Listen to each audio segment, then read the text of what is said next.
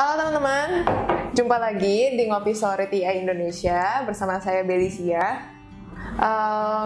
Hari ini spesial sekali, ini special edition gitu ya. Ini special edition, ngobrol-ngobrol special edition dengan topik G20 karena kita udah menjelang G20 Summit di Bali mendatang. Hari ini saya bersama seorang bintang tamu spesial. Beliau nggak asing, sangat tidak asing dengan Transparansi Internasional Indonesia ya, seperti itu. Beliau juga kemarin menjabat sebagai chair. Buat teman-teman yang nggak tahu chair itu apa, bukan bangku, mungkin literal meaningnya bangku ya, tapi bukan bangku, tapi ketua, istilahnya ketua pimpinan dari Anti-Corruption Working Group C20, Civil 20, yaitu Mas Dadang Trisasongko. Halo Mas Dadang, halo, apa kabar? Selamat sore, sehat-sehat. Beli sehat? Sehat, alhamdulillah. Sibuk apa Mas sekarang? Tetap C20, ACWG, dan beberapa program reform di lembaga penegak hukum. Oke. Sehat Mas? Alhamdulillah sehat. Alhamdulillah. Sebenarnya hari ini sih kayak kita cuma pengen ngobrol santai sih Mas, kayak apa sih yang sudah kita kerjakan, terutama Mas Dadang selaku chair dari Anti-Corruption Working Group C20 kemarin ya. Itu kan C20 Summit itu sudah berlangsung dari tanggal 5 sampai 7 Oktober kemarin, dan kita akan road to G20 Summit di Bali 15 sampai 16 November mendatang gitu. Buat teman-teman yang mungkin nggak tahu Civil 20 atau C20 itu apa, kan taunya cuma G20 nih, G20 gede banget. Nah, kalau teman-teman nggak tahu Civil 20 itu apa, teman-teman bisa cek podcast atau video kita yang kemarin-kemarin ngobrolin soal Civil 20 di link di bawah ini. Oke. Nah, boleh cerita nggak Mas, yang kemarin di C20 Summit itu, eventnya tuh seperti apa sih dari tanggal 5 sampai 7 Oktober kemarin? Oke, makasih Beli, makasih teman-teman mengundang saya. Ini penting saya untuk ngobrolin ini ya, karena C20 dan G20 yang sudah berproses sejak awal tahun kemarin gitu ya. Iya, betul. Itu sudah banyak menghasilkan beberapa produk penting menurut saya. Yang pertama sebetulnya hingga summit yang kedua ya, Civil 20 yang kedua di Bali kemarin itu, kita itu sudah punya dokumen kebijakan, kita sebutnya policy pack begitu. Ini satu hasil diskusi panjang yang melibatkan anggota ACWG ya, Anti-Corruption Working Group di C20, untuk merumuskan rekomendasi dan isu-isu prioritas apa bagi G20, terutama dari perspektif anti korupsi gitu ya. Oke. Anggota kami itu ada berasal dari 27 negara. Oh, banyak. Dan bukan hanya, artinya apa? Bukan hanya negara-negara anggota G20 saja.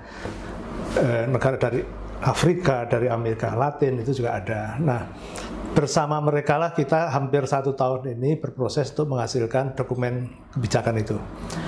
Dan bulan Agustus yang lalu kita juga secara ofisial sebetulnya juga sudah kita serahkan dokumen ini langsung kepada G20, terutama yang ACWG-nya, yang diwakili oleh KPK sama Kemenlu.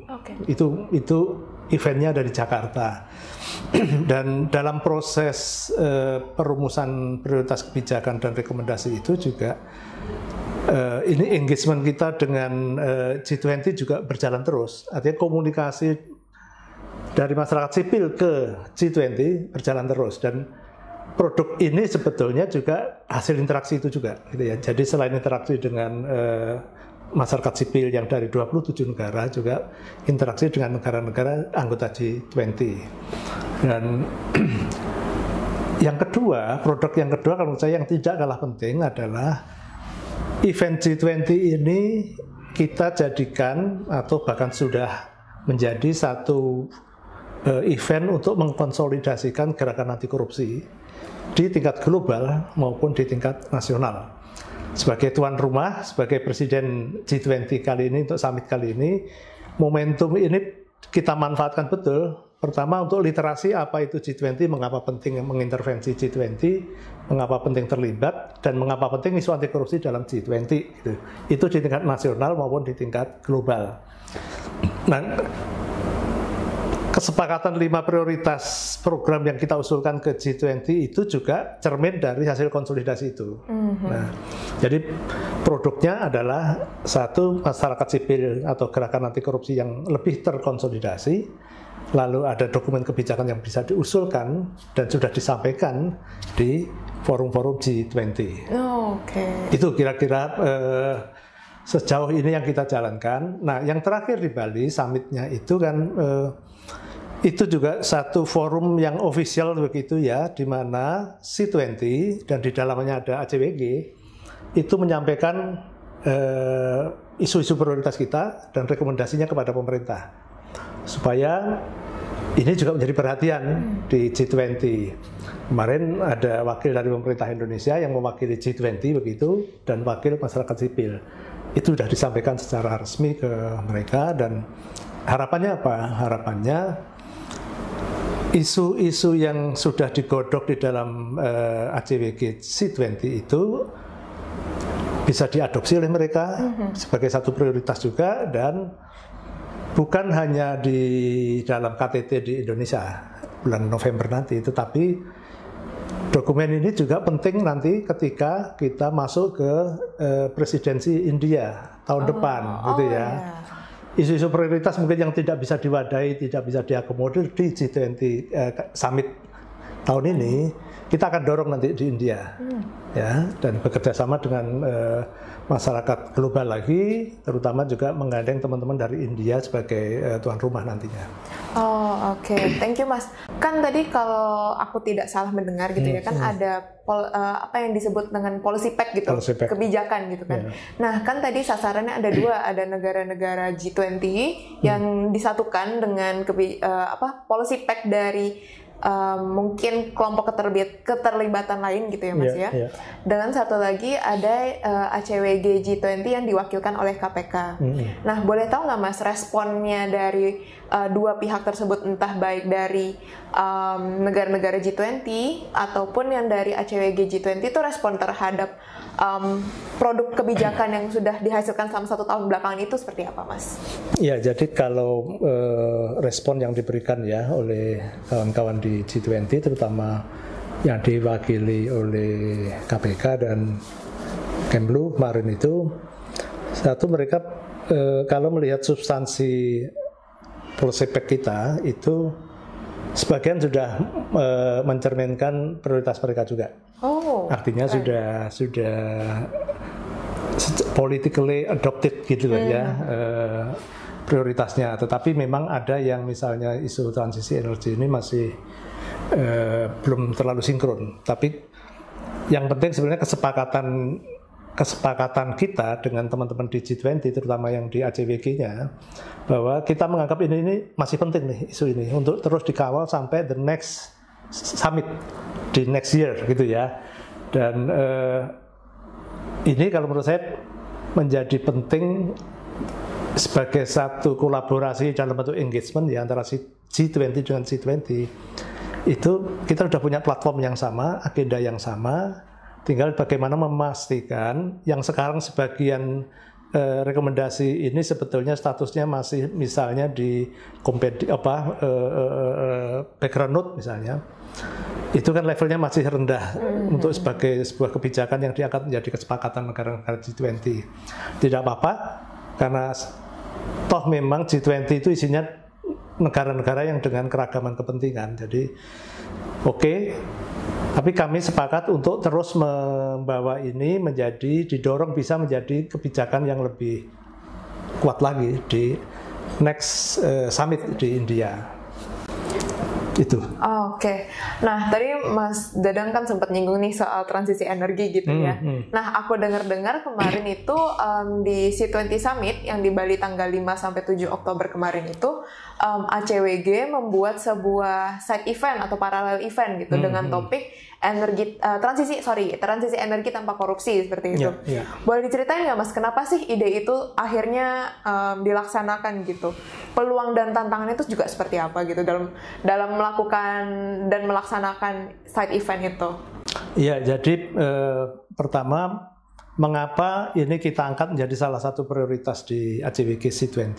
Yang kedua, kenapa kemarin kita angkat lagi di dalam satu side event di summitnya C20 yang di Bali ya. Nah, kita melihat bahwa dunia sekarang tidak berada dalam situasi tidak boleh menunda-nunda transisi energi yang lebih ke arah yang lebih renewable gitu ya. Itu bukan satu hal yang bisa dipilih-pilih. Fakta ke depan kita sudah akan defisit cadangan minyak gitu ya, batu bara dan lain-lain. Nah, selain menghadapi kelangkaan, tapi juga kita berpikir tentang keberlanjutan bumi ini, problem climate change dan lain-lain. Semua negara mungkin akan setuju ya, mungkin G20 akan setuju itu, bahwa ada problem itu setuju, bahwa transisi energi menuju yang terbarukan itu juga setuju. Tetapi ketika kita masuk ke isu korupsi, nah ini mulai kepentingan negara beda-beda. Iya betul, Mas. Nah kalau kami dari ACWG melihat justru ini tantangan nih. Ya? Kalau mereka semua setuju udah gak ada masalah. Iya benar. Ini tantangan bagi masyarakat sipil bagaimana justru mengangkat problem korupsi ini di dalam isu transisi energi. Supaya mereka semua bersepakat nih negara-negara G20. Mengapa penting isu korupsi ini? Coba. Isu energi itu bukan hanya aspek ekologi saja, ya, betul. Tapi ada aspek ekonomi. Sepakat, Mas. Nah, aspek politik, aspek ekonomi. Nah, problem korupsinya itu di situ tuh. Jadi sebetulnya di berbagai negara, bukan hanya di Indonesia, energi itu komoditas yang sangat strategis, yang dalam kenyataannya dikontrol oleh kekuatan ekonomi tertentu saja. Dan ini terjadi karena situasi korupsi. Kesempatan untuk mengelola, mengimpor dan lain-lain itu jatuhnya ke kelompok-kelompok itu saja gitu ya. Nah, kita nggak ingin seperti itu karena itu akan merusak tatanan atau pada akhirnya masyarakat yang dirugikan kalau misalnya harga BBM itu dikendalikan oleh kelompok-kelompok tertentu saja. Itu sangat berbahaya. Dan makanya ketika transisi energi banyak setuju, tapi ketika masuk ke isu korupsi banyak perbedaan. Karena itu kita bayangkan kalau saya kembali ke data anggota G20 yang masih situasi korupsi yang masih tinggi kan ada 9 negara itu ya di antara anggotanya. Itu sebenarnya sudah mencerminkan mengapa isu anti korupsi di transisi energi tidak mudah diterima ya. Karena situasi negara masing-masing begitu. Jadi kalau kami dari perspektif masyarakat sipil ini justru menjadi cambuk atau pendorong atau motivasi kami untuk memastikan negara-negara G20 ini juga memperhatikan problem korupsi dalam proses transisi energi. Kita nggak ingin problem korupsi yang ada sekarang ya di energi yang minyak dan batu bara misalnya, mineral itu problemnya akan kebawa nanti kalau kita beralih ke renewable energy. Betul. Energinya mungkin renewable, green gitu ya, tetapi dia tidak clean tata kelolanya. Green but not clean. Green but not clean. Tidak clean karena korupsi. Betul. Nah, artinya jangan sampai ini carry over dari yang sekarang transisi pindah energi yang terbarukan, tapi korupsinya masih kebawa terus. Berarti di tata kelola yang kosong itu ya Mas? Betul, problem tata kelolanya juga harus ditransisikan juga dong, gitu ya. Jangan hanya energinya, tapi tata kelola energinya yang harus ditransisikan, artinya diperbaiki, direform gitu. Nah, isu ini tuh dibawa nggak sih Mas oleh ACWG G20 yang diwakili oleh KPK? Kalau melihat peta kekuatan atau peta kepentingan di negara-negara G20, sebetulnya kalau dari Indonesia ini dibawa nih, ini isu pentingnya Indonesia sebetulnya. Iya betul. Tetapi beberapa negara masih belum bisa menerima, belum bisa menerima. Tetapi bukan tidak menerima sepenuhnya, tapi merekomendasikan untuk dikaji lebih dalam dulu nih problemnya, supaya nanti di berikutnya, di summit berikutnya, mungkin kalau peta soalnya sudah jelas, maka rekomendasi yang diberikan lebih jelas lagi dan mungkin banyak negara lagi yang akan mendukung untuk adanya reform terkait tata kelola di energi kita. Itu sih. Thank you Mas. Nah mungkin teman-teman dari tadi bertanya-tanya kali ya, G20 yang balihonya banyak banget itu dan warna merah ungu, pink ungu yang ada slogannya juga Recover Together, Recover Stronger. Nah mungkin sedikit kita akan membahas lebih banyak soal G20 kali ya Mas. Menurut Mas Dadang, seberapa penting sih G20 on the scale 1 to 10 gitu? Kenapa dia ada, kenapa dia penting gitu Mas? Sangat penting itu kalau 1 sampai 10 itu 9,5 gitu ya. Oke. Artinya sangat penting karena apa? Anggota G20 ini itu mengendalikan ekonomi dunia ya. Dia mengendalikan ekonomi dan dia menguasai resource ekonomi mayoritas dunia. Dan anggota G20 ini juga kalau di total populasinya juga sebagian besar di negara G20. Ya, betul. Jadi bisa dibayangkan kalau G20-nya ini benar gitu ya, dan mengusung agenda-agenda pembenahan global, baik ekonomi, politik, dan lain-lain, harusnya dia punya impact kepada seluruh negara. Karena pengaruh ekonomi, pengaruh politiknya sangat signifikan, sangat besar. Oleh karena itu, mengapa masyarakat sipil penting untuk melakukan engagement dan mengawasi sebetulnya juga G20 karena mandat mereka itu sangat besar. Negara-negara G20 itu mandatnya untuk memperbaiki dunia ini sangat besar dan harus dipastikan mereka memang membawa agenda-agenda, misalnya perbaikan kualitas hidup manusia di dunia, perbaikan tata kelola di negara-negara di dunia, yang itu dampaknya kepada pemenuhan, perlindungan, dan penghormatan hak asasi manusia. Ujungnya ke sana tuh. Ujungnya ke sana. Oleh karena itu, misalnya C20 itu juga membagi diri menjadi working group dari berbagai aspek gitu ya. Betul. Dikaitkan juga dengan Sustainable Development Goals misalnya. Betul. Itu artinya kita akan sebetulnya nggak ada gunanya juga advokasi masyarakat sipil kalau tidak mengintervensi proses yang ada di G20. Ibaratnya ini kalau ada sungai yang menuju ke arah perubahan, ini sungai besar ini, G20 ini, dan kita harus di dalamnya untuk memastikan mereka punya agenda-agenda dan bekerja secara konkret untuk melakukan perbaikan ekonomi, politik, environment, dan lain-lain. Gitu. Oke. Nah, C20 atau Civil 20 ya Mas, yang terdiri dari berbagai macam dan banyak sekali organisasi masyarakat sipil. Kan tadi Mas Dadang bilang tugasnya kan kita harus mengkawal gitu ya, mengawal dan mengawasi jalannya G20 seperti itu.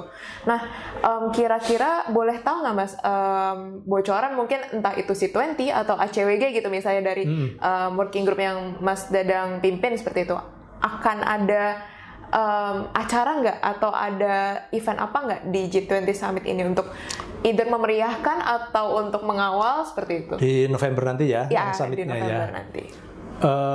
Sebetulnya secara substansi dan secara diplomasi kebijakan, prosesnya sudah 90%, 95% selesai. Oh, selesai. Sudah selesai sebetulnya. Karena yang terpenting dari proses G20 Summit di November itu justru terletak di proses persiapan. Itu sudah dari kapan tuh Mas? Dari Januari, kita udah ngawal itu sampai terakhir kemarin di G20 Summit di Bali kemarin. Nah, policy pack, diskusi dengan anggota G20 itu sudah kita lakukan. Tetapi memang kami tetap berharap bahwa nanti bulan November, di mana para presiden atau kepala negara dari anggota-anggota G20 ini berkumpul untuk menyepakati agenda-agenda prioritasnya, itu penting bagi masyarakat sipil sebetulnya ini sebagai satu final touch gitu ya dalam proses advokasi kita untuk memastikan kita akan menyampaikan begini kira-kira. hei para kepala negara G20, mandat kamu itu besar, kamu harus kerja serius. Kalau dari perspektif korupsi, tantanganmu masih banyak nih. Bukan hanya eksternal di luar negara G20, tapi di dalam anggota G20 sendiri masih banyak persoalan, gitu ya. Oleh karena itu, kami tetap melihat penting untuk ada satu event di sana, di mana masyarakat sipil kembali mempertegas, mendorong pesan-pesannya agar para pemimpin dunia yang ada di G20 ngambil langkah-langkah yang nyata, gitu ya. Bukan formalitas, bukan basa-basi, kira-kira gitu. Oke, nah itu mungkin akan sedikit bersinggungan dengan agenda-agenda G20 kali ya Mas ya. Mungkin aku dalam bayanginku akan seperti itu gitu, karena kan setauku boleh disanggah kalau salah ya Mas. Agenda besar yang akan dibawa di G20 itu kalau tidak salah ada arsitektur kesehatan global, kemudian transisi energi yang tadi Mas Dadang bilang, kemudian ada transformasi digital ya Mas ya, transformasi digital dan perekonomian, pemulihan perekonomian seperti itu. Nah Mas, aku mau nanya deh dari perspektif Mas Dadang sendiri, kan kalau Mas Dadang tahu sekarang di anak muda nih ya, di anak muda tuh lagi hype banget nih, kayak lagi naik banget isu, aduh 2023 gelap, 2023 resesi dan sebagainya macamnya. Nah sebenarnya kan G20 itu sebenarnya ingin hadir untuk biar menenangkan masyarakat. Sebenarnya mau sebesar apapun resesinya kita bisa hadapi bersama, seperti itu harapannya. Nah menurut Mas Dadang sendiri, prospek ke depan terkait pemulihan perekonomian di global ya, aku nggak ngomong Indonesia, mungkin di global seperti itu, akan seperti apa sih Mas prospeknya? Misalnya dengan mengurangi kesenjangan atau mengurangi kemiskinan dunia, itu seperti apa prospeknya Mas ke depan? Ya, jadi yang dibayangkan ke depan 1-3 tahun gitu ya kira-kira. Kira-kira ini udah banyak yang bahas ya, bahwa krisis ekonomi sedang mendekati kita, gitu ya. Badai itu nyata ada di depan kita, dan kalau kita melihat statement beberapa pakar bahwa sejumlah negara juga sudah ngantri minta bantuan IMF misalnya. Betul. Nah, dalam skema krisis begitu, sebetulnya agenda pertama penting pemulihan ekonomi atau meningkatkan ketahanan perekonomian masing-masing negara, bukan hanya G20, tapi terutama negara-negara di luar itu. Dari perspektif anti korupsi, krisis ini akan dirasakan lebih sakit, gitu ya, oleh warga, oleh rakyat di negara-negara yang korupsinya tinggi. Jadi makanya penting tagline itu, recover together. Nah, togetherness ini bisa hilang kalau korupsinya tidak diatasi. Oke, berarti korupsi itu merusak segalanya. Betul. Ya, jadi mungkin yang kaya merasakan lebih tidak terlalu terasa gitu ya. Tapi bagi mereka yang miskin, krisis ini menghantamnya jauh lebih menyakitkan. Ya. Oleh karena itu, kami juga terus berkomunikasi dengan kelompok kerja yang lain. Itu tadi memastikan ini seluruh agenda mengatasi krisis itu akan sia-sia saja kalau korupsinya tidak diurus. Ya. Sepakat Mas. Itu tadi. Jadi recover-nya itu together, gitu ya. Strong-nya juga harus together. Bahkan di dalam ACWG C20 kita bikin tagline sendiri tuh. Apa tuh Mas? Apa itu namanya? Kita bisa recover itu gini. Kita bisa recover and stronger together without corruption. Keren. Jadi kalau korupsi tidak diurus, yang strong itu kelompok tertentu, yang recover juga kelompok tertentu saja. Gitu. Iya, betul. Ini saya kira pesannya sudah jelas. Semua orang harus menghadapi krisis ini dengan ketahanan yang harusnya lebih kuat. Gitu. Oke, thank you Mas. Last but not the least nih Mas. Apa sih harapan dari seorang perwakilan gitu ya Mas? Aku nggak berani bilang ketua, tapi perwakilan karena biar sejajar gitu ya. Perwakilan ACWG C20 kepada G20 gitu, perhelatan G20 mendatang November, dan juga summit berikutnya, KTT berikutnya di India tahun 2023, sorry.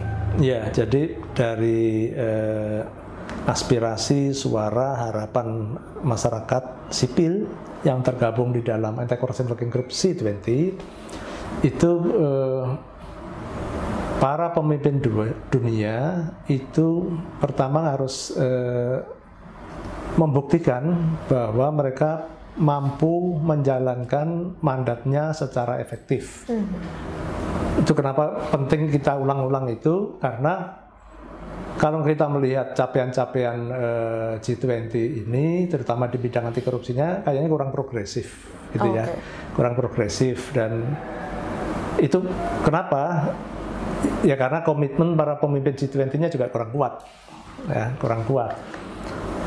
Itu satu. Harapan ini menjadi berlipat-lipat atau diganda-gandakan supaya lebih kuat lagi, harapannya lebih tinggi karena situasi krisis itu. Betul, Mas. Oleh karena itu mandatnya kuat dan bekerja di dalam situasi krisis, maka mandat itu makin besar kepada di pundak para pemimpin G20 untuk memulihkan perekonomian global secara bersama-sama bisa dinikmati oleh semua orang, gitu ya. Kemudian saya kira krisis ini juga saya menduga masih akan berlanjut sampai ketika nanti ada summit di India dan lain-lain. Penting juga sebetulnya kita tahu India ini negara demokrasi yang besar ya. Betul. Dan seperti juga Indonesia bisa mengambil peran penting kalau nanti presidensi di India itu, kita yakin teman-teman di masyarakat sipil di India juga akan menampilkan peran mereka yang lebih kuat, gitu ya, untuk memimpin kami yang di C20 yang anti korupsi begitu. Kita akan ikut dukung mereka, terutama dari agenda anti korupsi di tingkat global. Mantap, terima kasih Mas Dadang. Sepertinya sudah, list pertanyaan titipannya sudah selesai, Mas. Kalau begitu, mungkin sedikit poin yang aku dari tadi ngobrol dengan Mas Dadang bisa tarik gitu ya. Harapannya G20 mendatang di Bali bulan depan 15-16 November bukan hanya sekedar kongko-kongko pemerintah negara gitu ya, Mas ya, tetapi jadi mandat bahwa pemerintah tolong dong diurusin nggak cuma masyarakatnya tetapi juga berbagai isu-isu global yang emang harus dicapai dan diselesaikan bersama, seperti itu. Kalau begitu saya mohon undur diri. Terima kasih banyak Mas Dadang untuk waktunya ngobrol-ngobrol. Sampai jumpa di Ngopi Sore berikutnya. Dadah. Recover and stronger together without corruption.